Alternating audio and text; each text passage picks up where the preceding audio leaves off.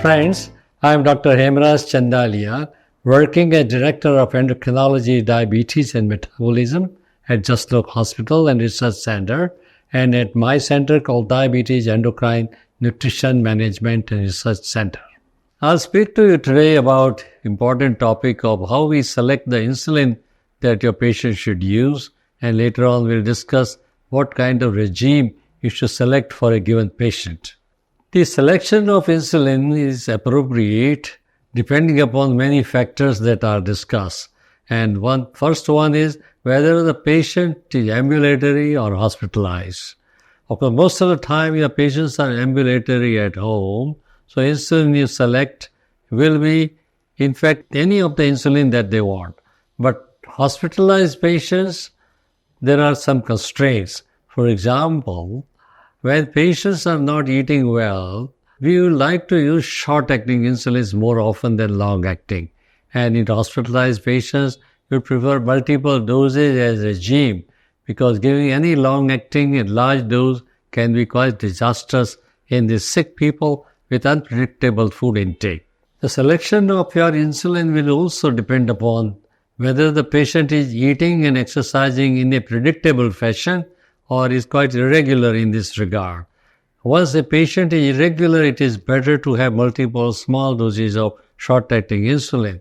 While very predictable response, you may safely use long-acting insulins.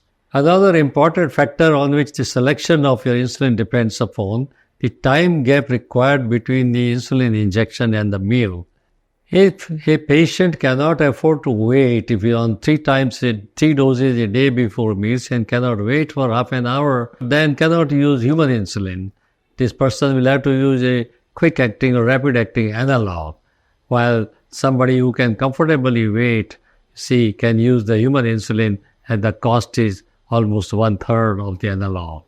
Another important factor is the patient who has recurrent hypoglycemia, especially nocturnal hypoglycemia.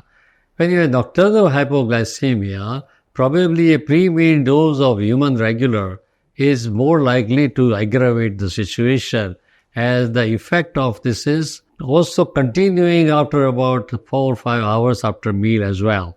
And then it overlaps with the common time of hypoglycemia, which is quite often between 2 to 4 a.m.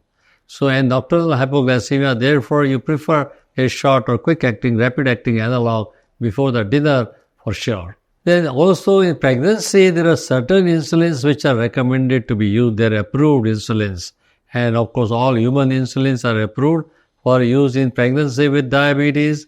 Also approved is the Levemir or Detimir as a long-acting analog. Unfortunately, it is not as long-acting and does not cover 24 hours very adequately.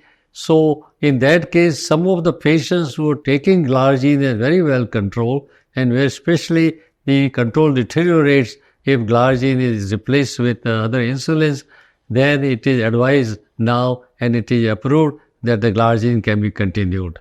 The quick-acting analogs are all also permitted for use in the pregnancy. When selecting your insulin, cost considerations are important. The difference between the human insulins and analogs is about the cost of analogs about 3 times that of human insulins. Fortunately, the glargine insulin, which is an analog, has come under price control in India, and therefore the cost is only twice that of a human insulin. Also, remember the selection of insulin also will depend upon whether your patient would like to use a pen or would like to continue with the vial and syringe.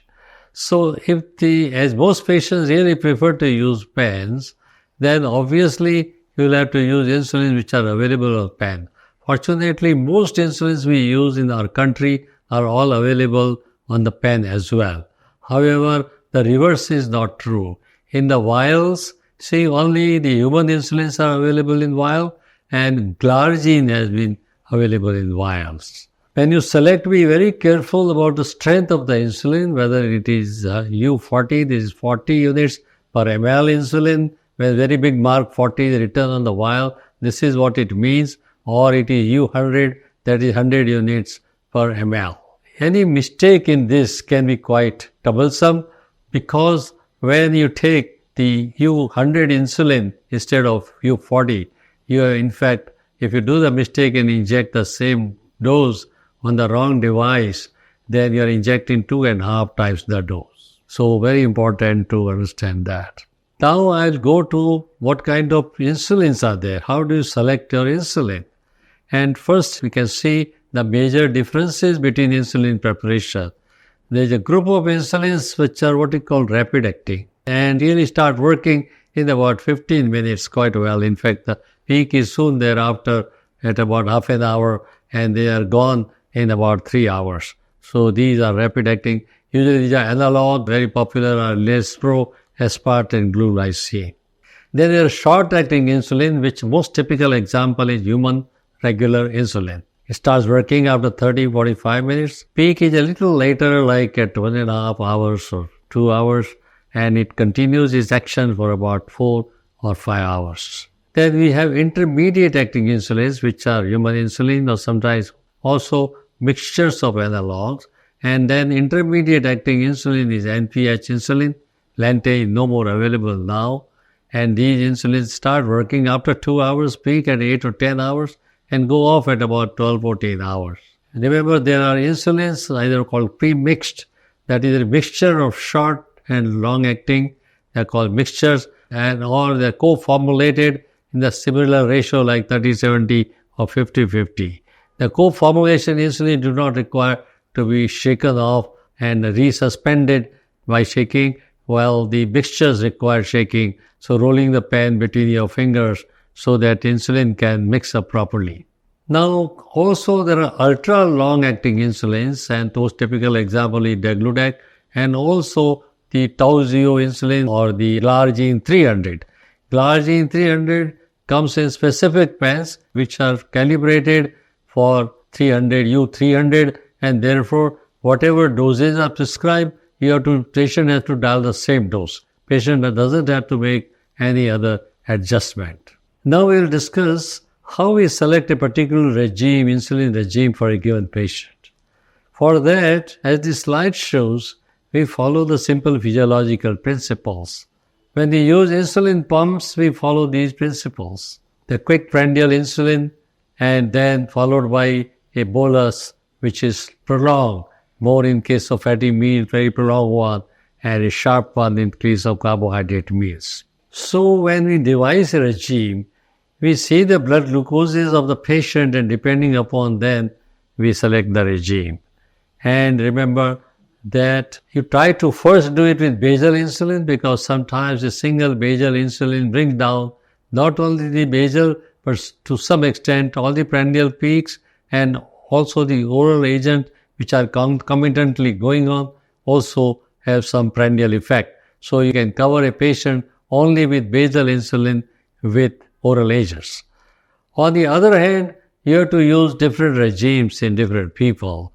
And sometimes you use what is called major plus, where is one shot, you see, before the major meal of the quick-acting insulin. Sometimes we further escalate that to 2 shots and sometimes 3 shots, and that becomes a full-fledged basal bolus plan. 1 basal, 3 boluses. Now let us see different situations, what kind of regimes we use, and you'll find that in type 1 diabetic, invariably you have to use a regime of basal bolus. You can very rarely control the type 1 diabetic with a single shot. It is almost impossible to do that because they do not have any endogenous insulin and therefore they need a constant supply of every moment insulin available from your injections.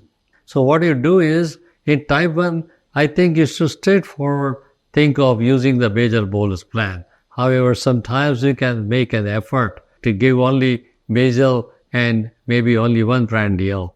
And some phases of type 1 where there is some degree of recovery, it may be possible to control the patient. In type 2 diabetics, we usually go stepwise. And first the oral drugs fail completely. Then of course we continue many of them in order to continue the sensitizing effects of oral agents like metformin, pioglitazone, acarbose, and even the DPP-4 inhibitors and SGLT2 inhibitors. So often dual or triple oral drugs are continued. On top of that, first you introduce a basal insulin. Thereafter, if the blood glucose does not get controlled, you do basal plus, that is increasing to one shot of prandial insulin at a critical time.